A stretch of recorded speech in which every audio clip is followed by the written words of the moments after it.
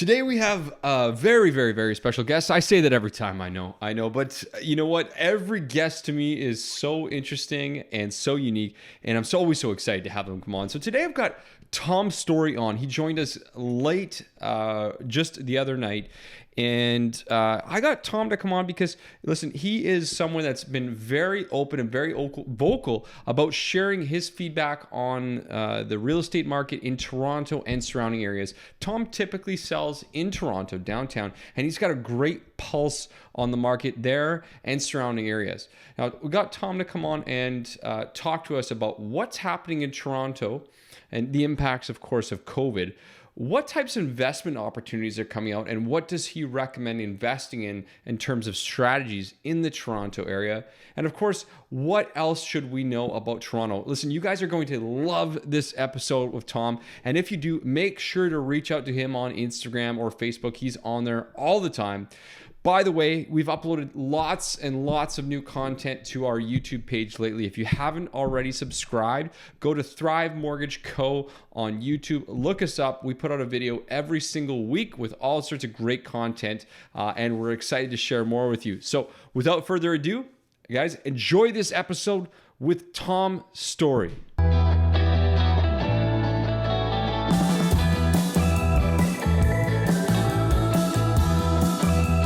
What's up, guys? You are listening to the YVR REMO show, where we talk all things Vancouver real estate and mortgages, take boring topics and make them interesting. Make sure to stay tuned to listen to everything you need to know how to put cash back in your pocket, create wealth in real estate, and simplify the complicated.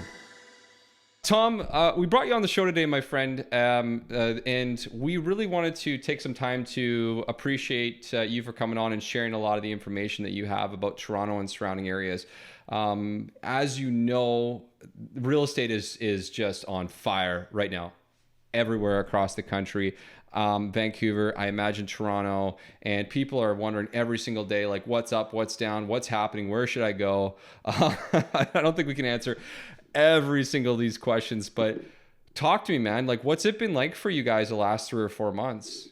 Yeah, well, I'll even go back to like the beginning of the year because I think, this year's been so weird, right? Like, it's kind of a blur, right? And it's like, oh my God, it's July.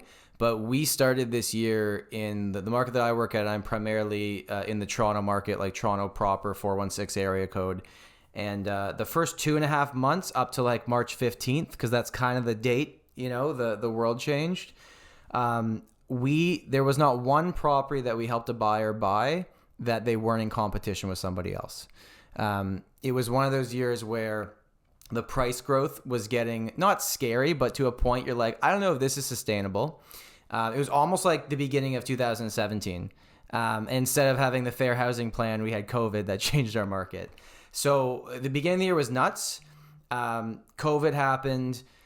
Anyone that was sitting on the sidelines for a while saying, I'm going to wait till the market crashes and buy a property. Well, if you didn't buy in April, you lost your opportunity. There was 1 month. There was 1 month of dip. And then I would say May 1st, my phone started ringing a lot again. And we're back up to almost like over 100% capacity from last year. Like it's crazy the switch that happened from nothing to like back at it. And our sales numbers year to year have almost caught up fully, even though we had a full month of nothing and 2.5 months of, what are we supposed to do? And what I always look at is that when people buy real estate, a lot of it is, I want to do this. I want to sell. I want to buy. And when COVID happened, it was, I need to sell or I need to buy. And yeah, it's been a learning experience. Like, we're always going to remember what this portion of our life was like. But, as a business owner, it's been a nice actually to kind of sit back and bird's eye view things and figure out how to tweak things and move forward. So what do you think, so you had that month off during April, which, happened across the country, similar to us, learning how to adjust and adapt. And I don't even think we actually had a full month in the lending space because we had a lot of stuff going on there. But, in the real estate space, we saw a lot of our partners kind of wondering, okay, what's going to happen? What are people feeling like? What is the new normal? Where are we going with this and so forth? What were the biggest, I guess, adaptations you've seen in the market shift since that timeline, whether it's in your business or just from a client standpoint? Well, I think so. At the very beginning, especially in April, we actually sold several properties 100% virtually. Like no one stepped foot inside. We sold them where both buyer and seller were in like a need to make this happen scenario. Probably the buyer had already sold and the seller had already bought, right? So it was interesting to see, we've had floor plans, virtual tours, videos for 5 years, most agents in our market at least, but it was kind of just a tool to get the showing to happen. People were actually making decisions, but as people started kind of going outside again and we had, strict rules, but we could do in-person showings, it actually showed me more than ever, like you're not going to just be able to buy real estate online. Like people want to feel it. They want to touch it. I don't know virtually unless AR gets like extremely amazing. So that's one thing I noticed. The second thing is that as someone that invests in real estate myself, there's always kind of like 3 fundamentals that I break down of why I would want to invest in a specific area. Because at the end of the day, it's still a house. And if you can find anything else in life that you can buy, enjoy, and then sell for more, like please tell me what it is, right? So it's basically like lending. So is money affordable? And that's a check mark, right? The second pillar would be immigration. Now, we've had no real immigration for 4 months and our market's still extremely active. So that alone kind of just shows how proven a lot of the big markets are, because people aren't coming in here to buy houses. So most of it's happening locally. And then the third one is unemployment rate. So if people have jobs, they can buy properties. And I think a lot of people didn't quite know what that was. And it's looking like most of the people that had full-time jobs are still doing okay. We don't really know the real number, but those are the 3 big things. So I'd actually say for me, it was more of like a wow of like, okay, only one of the big 3 pillars of what makes real estate happen is 100%. And that's that rates are good, right? The other 2 were question marks and things were still happening. So that alone was unexpected to me, that like our market fundamentally shouldn't be doing as good as it is, because it doesn't make sense, right? But it just shows, there's just truly not enough houses for how many people live in most of Canada. Well, they say that a vast majority of Canadians' wealth is in their real estate, like in their primary residence. And there's no truer fact than that. I mean, we grow up, we're taught like own your primary residence. We're not really taught why or what that means. It's just that you got to own your home, right? And so, I mean, personally on our side, in our team, we've noticed that people now more than ever are having more pride in their homes, and they're looking to buy something that they could, consider, I guess something that they're more proud of. And they're just really considering these details so much more. And you've probably seen that, whether it's home offices or like, renovations or all these different types of things you got going on. And we're going to talk a little bit more about the real estate investing component, but why don't we stay on the track about like what types of properties are what you consider to be hot right now in your region? Like what are people looking for? Anything freehold. I think we have different terms in our markets. Our semi-detached homes, I think you guys call duplexes. So anything freehold that you own the land is back to almost early 2020 prices. It's crazy. I listed a house 24 hours ago and we had 17 showings in 24 hours. Like there is demand. It's there. And what's interesting is that it's been a flip of the switch, because for the last 5 years in the Greater Toronto area, if you bought a condo 5 years ago today and fast forwarded, it would be up on average 51% in value. It went up 10% a year because condos were outpacing everything else. The rest of the market was moving about 6 to 7%, still very good if you average it all out through all the ups and all the downs, but condos were outpacing everything. Now, the inventory of condos has doubled, where condos are taking a lot longer to sell, especially at price points over $700,000 in our market. Under that, they're still moving, but it's now coming to a point where people are, well, I think too, like people were quarantined in their condo and they're like, I need space. Like I need a level, So I think that's been a big part of it. But yeah, I think for the rest of 2020, you got a house in Toronto, it's going to be in demand. You got a condo that's a little bit more expensive. They're still selling, but it's taking 4 times longer. What I've also noticed on our end of the country is that we're also seeing a lot of people who are from a investment standpoint are starting to realize that I know we talk about this all the time, but there is no more land being made, and it's scarce.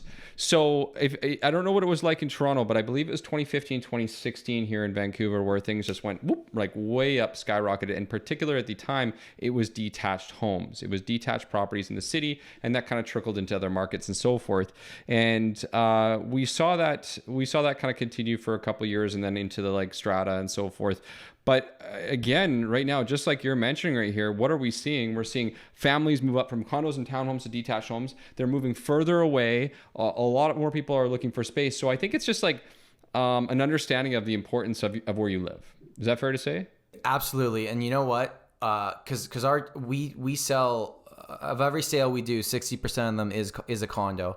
And when I meet with people for the first time when they're buying that condo, it's okay, I work here, which means I want to be this far from my work. And that's like almost the number one decision maker.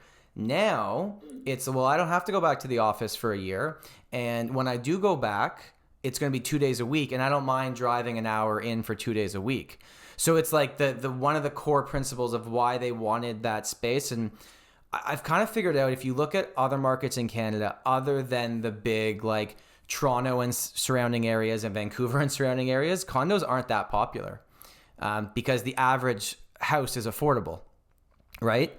But in these big markets, people buy condos because they're affordable. And for a lot of people at the time they buy them, it's their only option. So you either don't buy it and keep renting, or you buy the condo and you start working your way up the property ladder. One quick point on that, and I'd love to hear your feedback. We've already started to see buyers gravitate towards the pre-sales and new builds that have quite a few amenities internally, almost like they're built as like little mini cities where they have the gyms there. They have a lot of things like kind of built into it, almost like a hotel sort of district in a way. And are you seeing a lot of those trends on your side too?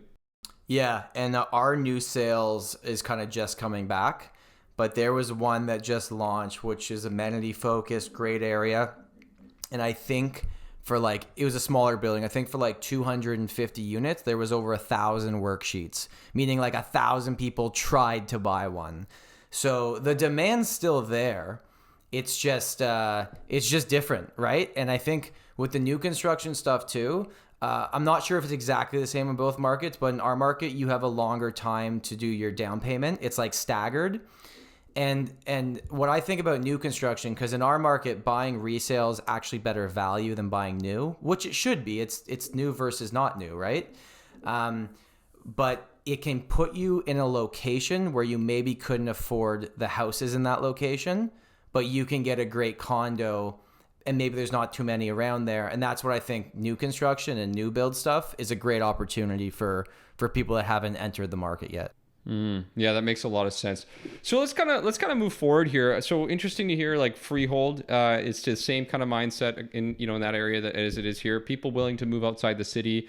And people willing to look at different locations. One of the things that a lot of people who are listening to our podcast and a lot of people we talk to all the time, we speak about real estate as an investment, and not always about buying 25 properties or 50 doors or anything like that. It doesn't have to be so high, pie in the sky, but sometimes just about, teaching and educating our audience about, sometimes it's just about, having a few properties to pay for the one or creating a retirement plan or something of that nature. And it's just been ingrained in so many people's brains that paying off your mortgage as fast as possible is the best thing you can ever do, and just don't carry a mortgage and so forth. And I know you don't think the same way about that, which is why it's always interesting to hear someone else's feedback. But as a person that invests in real estate and also tries to educate a lot of your first-time buyers jumping into the market right now, how are you talking to people today about getting started investing into real estate? Is it different than it was a few months ago, or is it the same kind of conversations? I think the conversations are the same. Maybe the game plan's a little bit different. What I always look at is, and I find in most big markets in Canada, even if you get a good savings every single year, it's hard to keep pace with the market because you're not leveraging the money from the bank or the mortgage, wherever it comes from, right? From the lender. So that's what I really look at. And a lot of people, especially first-time home buyers, if they ever say like, okay, well, I want to buy my dream house, like the reality is your first property is not your dream house. Like the way that prices have gone, it's just not going to happen. If you try and save up to make that happen, you're going to fall further behind. And that's not a biased realtor talking. That's literally me looking at the stats and saying like, okay, in our market over the past 40 years, we've averaged 7% appreciation. And that's not just on your down payment, that's on the money you borrowed from the bank at 3%, right? So how do you start somewhere? How do you buy that first one, that first property to get your feet wet, gain a little bit of appreciation, start paying down some principal, get comfortable with it, and then move to the next one? Because at least then you're in the game. And a lot of people that have been waiting on the sidelines kind of get caught behind and sometimes fall right out of it because they're not leveraging. And I don't believe, even to invest money into the stock market, the bank's not going to give you 80% to lend you and be like, here, go, right? But they're willing to do it for homes. And I think that says a lot too, So I don't think it's not a different conversation. It's just, okay, this is the end goal. Let's plan out the next 20 years, not the next year, because no buy in real estate should be short term. Like, you should really, ideally, buy it and hold it for as long as you can, unless you need to move the money somewhere else. But if the money's going to sit in your bank, it should be in something else that's actually going to work for you.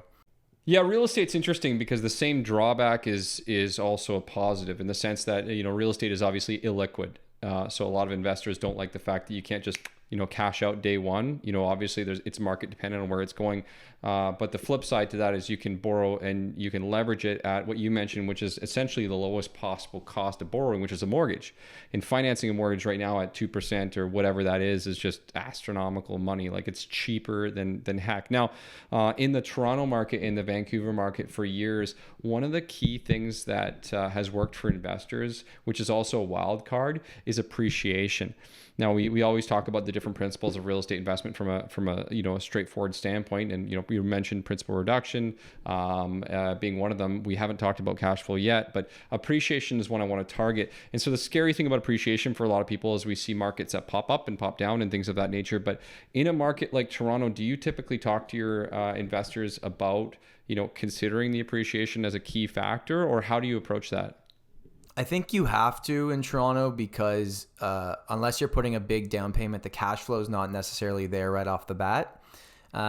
It's one of those things, like, everything that I say is based on a fact that I have about it. It's not my gut feeling. And I know the chart in Toronto, and I've seen it. And through all the ups, the crash in the early 90s, 2008, in our market, the second half of 2017 was similar to what happened to you guys a year earlier.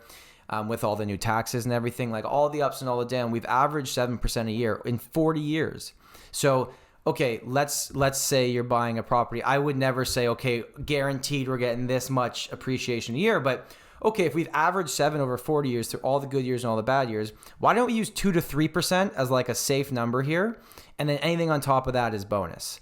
So I'd never overpromise it. It's not a guarantee, but even if you buy that property and it's one that you're going to live in and it doesn't go up in value, but over that period of time you've paid down a large chunk of principal on your mortgage, it's a forced savings plan. And you got to live somewhere. Like, where were you going to live were you going to rent? So yeah. That's kind of how I look at it. I think you're right from a living perspective. I mean, if you're living in the property, you're paying the cost of living. You're reducing the actual the mortgage. You're paying down the principal, if you will. I mean, that to me is obviously an important point.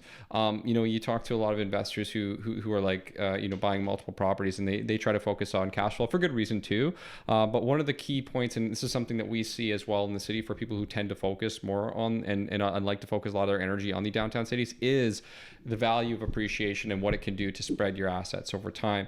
And so you mentioned yourself that you currently own 4 properties today, and this has allowed you to, the first one with the appreciation has allowed you to leverage, again, as we talked about before, to buy the next one and buy the next one, and then I guess you'll eventually get to your 4th one from a partnership standpoint. And so do you often talk about how to leverage it and what that looks like day one with people, or when does that fit into a lot of your conversations? Yeah, so kind of what I was saying before about the move up the property ladder kind of thought is that we try to track with our clients. Okay, we look at gaps between prices. So if I know the average condo, let's say, is $600,000, the average semi-detached or in BC terms, duplex is $1 million, and then your detached is 1.5, I know those gaps exist. So we track the market, and when the condo gets really close to the semi or to the duplex, I'll say, hey, probably makes sense to sell this now because this is the hottest pocket of the market and jump up, because you're then ahead of the game. You're selling at a premium and then you're buying when there's less competition. So there's no, like, listen, to try and track the market perfectly is a fool's game. But if you just spend a little bit of time, every month and sit down and look at where you're at, I think it's totally doable. There's just got to be a little bit of education behind it. So let's talk about education here, because we talked earlier about like some of the fears that you hear for people that where you're bringing up this conversation about creating wealth through real estate and what that could look like and how to build their portfolio. And you brought up a couple of interesting points to me, and maybe you could repeat back to me, Tom, like a few of the things that you hear as like, oh crap, I don't want to do it because of this or these things scare me. Like, what do you commonly hear? The big one would be, well, what if the tenant's a nightmare and we can't get them out? And what if they don't pay rent? And then what happens then? Everyone likes to play worst case scenario, right? As you should with a big investment. Like, figure out, like, here's all the pain points that could happen. And I think the education level is like, okay, here's how we can address each one of those points if they ever were to happen. So that's the first one. The second one is some people just literally don't want to be a landlord, right? And okay, how can you address that? Well, you hire a property manager. Like, so there's ways to leverage your time around it and still have these investments without having to be really, really involved. Actually, earlier today, someone was saying, like, what's your PETA level for an investment? And it was, what's your pain in the ass level that you're willing to take for your investment? So you want an easy investment, turnkey? Well, a condo is a great opportunity. You want one that's going to be a little bit higher on that factor scale? Well, you buy the 8-plex that's, like, that you're going to have to be more hands-on. So it's really like, what are you looking to do? But I would say, yeah, the biggest fears are what if they don't pay rent? What if they trash the place? What if it doesn't go up in value? What if I need the money out and I can't sell it? Like, there's lots of things that could happen. But I would say, like, most of them, when there's a dip. So right now in Toronto, the rental market's not ideal. It's really slowed down and prices have come down in the rental market. And you can either say right now, okay, I'm out, I'm going to sell this and move on. Or you've had 5 years of absolute amazing appreciation in rent. Take that 1 year of not so great and factor it all in, and you're still doing really well. So it's not making those like those quick decisions that are going to affect long-term lifestyle, basically. Yeah, that makes a lot of sense. And I think like one comparison that I don't hear frequently enough when we talk about, so people bring, okay, property manager, that's going to cost me money. Or if I do it myself, that's going to cost me time. And I think we talk about, what we hear all the time, especially with younger people, is like their quote unquote side hustle or making money on the side, or you want to earn money. And the reality of the situation is, well, first and foremost, if you hire an investment advisor, a financial planner, they're going to get paid. The difference is they get paid from what you make. If you hire a property manager, they get paid from essentially what you make. So that's an important distinction right there. And the other thing at the end of the day is, as you're beginning, it's actually a good thing to do a little bit of work, because then you get better at it and recognize it, to which point you can eventually start to pass that off. And I personally had that experience myself, is once you start to understand it and you get good at it and you leverage it, you can then hire out the right people to do the right things for the right amount of money. And that's really the key to it. So again, to your point, yeah, the tenant thing comes up all the time. The thing that comes up, isn't it expensive, or how do I get the money? And that's another thing. We talked about the fact that you've leveraged one property to buy your other properties. I think your one property leveraged to buy 3 more, right? Is that where you're at? I bought the first condo for $350,000. And I'll tell you, at that time, no one was saying like, wow, what a deal you got. It wasn't like people were like, you're some genius investor. It's like, okay, you paid a lot for a little condo. 2 years later, it was worth almost $500,000, and I refied it right away, took the money out, bought my second one.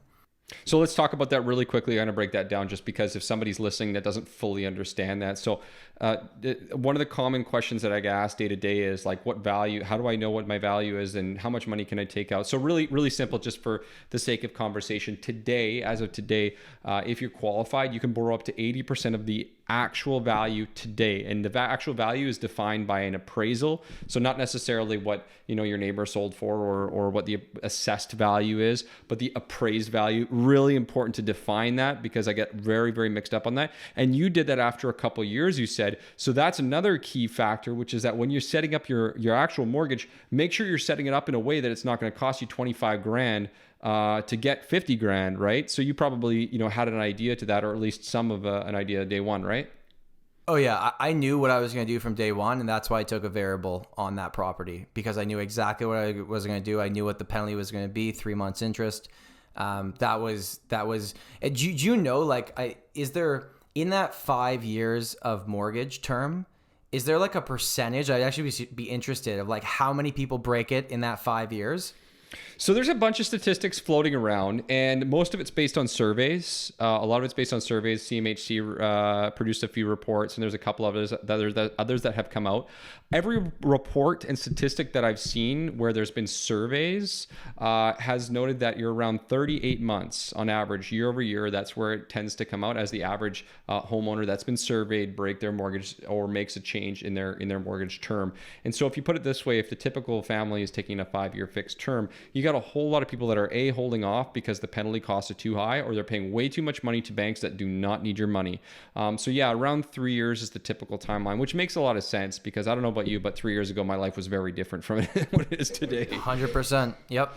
Yeah, so that's absolutely, that's key. Thanks for bringing that up. That's a really key point. So as we move down this road, I think Tom will probably have to have you come on again, because I'm already in my mind thinking of so many things we could talk about here. But why don't we talk just briefly, maybe touch on like the third principle we talked about of investing, that cash flow piece. And obviously Toronto is a little bit tough to find that in, and there are a lot of investors and a lot of books and a lot of guides that suggest that cash flow is king. And I'm not saying that's right or wrong or anything like that today. But what I would love to know is if any of the people that you're working with start to look outside the city for different types of properties from an investment standpoint that help them find that cash flow. And if you know anything about the properties surrounding Toronto as far as that's concerned. Yeah, it's happening a lot right now, actually, even more than before. And I think, again, it's part of I don't have to go to this office every single day, for sure. So at first it's principal residence, and then they're buying investment properties. So it used to be for a while, if you bought in Toronto, you get great appreciation, but your cash flow was minimum, if anything. But if you bought just outside Toronto in Guelph or Kitchener, or you went up to Collingwood, Blue Mountain, you could buy a property that would cash flow very well, but your appreciation was 1% to 2%, not 7% like Toronto. So it was really just depending on what kind of game you're trying to play. So the properties outside the city tend to be much better in terms of cash flow. They just don't appreciate at the same level. So if my first property that I had bought had been one outside the city, I wouldn't have been able to refi it the way I did, because the appreciation wasn't there. So again, it's all like what you're trying to do. And I don't think there's any right or wrong way to do it, and no one can dictate or guarantee what the appreciation is going to be. And I think that's why cash flow is king is a real saying, is because that you can bank on, like literally, like it's coming every single month. And I have properties rented out that I bought early enough on that I do cash flow on. But then and this would be interesting maybe just for you to answer too. So when I'm breaking down an investment property for a client, it's like, okay, other than insurance and things like that, you're going to have to pay the taxes. If it's a strata, you're going to have to pay the fees, right? And then the third one is you're going to have to pay the mortgage. Like that's your carrying costs. But the way that mortgages are broken down, and I'm sure you can explain this better than me, is that there's interest in principal. And at the beginning of the mortgage, it's still probably almost 50-50 depending on which way you go. So that even if you are not cash flowing, it's all how you look at the numbers. If you're losing $400 a month on an investment, but it's covering your interest, your strata fees, and your taxes, and the payment goes to your principal, are you actually losing money, or is that just a forced savings plan for a period of time? And I'd be interested in your thoughts on that. Yeah, I mean, I think obviously, I think I understand what you're picking up there, and essentially you're saying I'm putting this amount of money aside towards the property, and the renter's paying off the rest, and I'm hoping that I'm appreciating on the property enough to the point where in 3 to 5 years I could restructure my loan and then eventually not have to pay for this anymore. And certainly that's a way that some people go. I wouldn't disagree with that. Like generally speaking, like when we're looking at a property with a client, that's certainly something that we factor in. But I think the part that's left out in a lot of circumstances are those miscellaneous costs and fees, like the insurance cost and the home equity line of credit that you use to buy the property and so forth. So you're right. These are good points. And I think at the end of the day, you just have to compare this against like what your other alternative is and what we call opportunity cost. So what's the cost of me just paying 2% money or potentially putting this into a property that could earn 7%? So what's the difference and where's the level of risk? Because there's a level of risk in everything that you're looking to buy. So that's a good point and a really good way to break it down. So, moving forward, Tom, I want to highlight the fact that you've been doing a lot of video content, just like myself, side by side for the better part of a few years now. And we were chatting about this earlier today about, why we do this is to basically get the information out and education out to people that need it without that sales pitch component to it. You did bring out an interesting point that I appreciated, which is that, by being in front of the camera all the time, whether it's a news or radio or whatnot, you have to stay on top of the statistics and you have to know your numbers. Aside from that, though, I guess to get to my point or my question to you is what drives you to use this platform to educate consumers, and is this something where you think consumers should start watching more videos on YouTube or whatnot, or where should people be getting their information? That's what I'm trying to get to. Right. Yeah. No, it's a great point because the headlines are sexy and they're fun to read. But most people, when they're sharing articles, are not actually digging deep. They're seeing the headline and making an assumption, right? And that's okay. But if you're really interested in something and want to educate yourself, dig a little bit deeper, and try to, because and with both of our content, you can tell we never sell. It's like literally like, here's what's going on, here's how. And in my business, it's so freeing to me because when people reach out, they're like, okay, I'm ready to buy a house. And it's never me trying to be like, here's the 5 reasons you should work with me, right? So that alone makes it worth every penny. But I just think like, for the average, whatever you do for a living, you're stuck in your bubble, okay? Whether you're an insurance broker, a mortgage agent, a realtor, it doesn't matter. You run your own small business, you're stuck in your little world. And you know your little world, and everything else, you don't really know all the day-to-day things about. So I think like, I can talk about the obvious things, but what about talking about the things that, because I do this every single day, this might seem obvious to me, but it's not to the average person listening.